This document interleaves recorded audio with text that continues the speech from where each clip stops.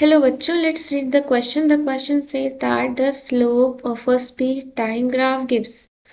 Speed time graph का जो slope होता है वो हमें क्या देता है? तो हमें पता है कि जो हमारी वेलोसिटी होती है वो क्या होती है। सबसे पहले हम ये जान लेते हैं। तो हमारा यहाँ सबसे पहले हम लिखते हैं की कंसेप्ट क्या है। दैट इज की concept here is velocity is speed in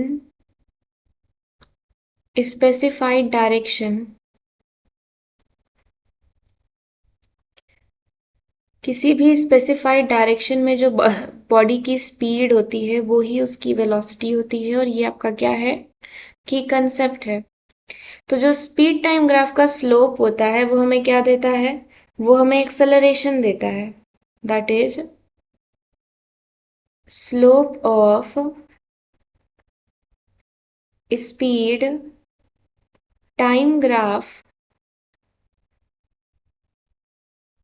gives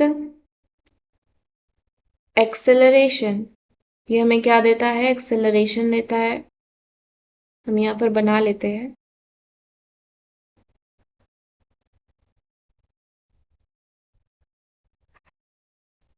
तो ये हमारा क्या है? ये हमारा टाइम है, ये हमारी वेलोसिटी है, ये एक्स एक्सिस है और ये वाई एक्सिस है।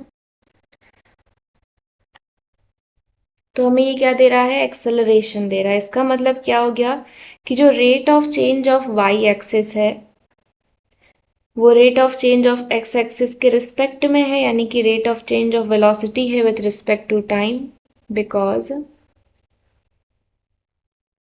Here is rate of change of velocity with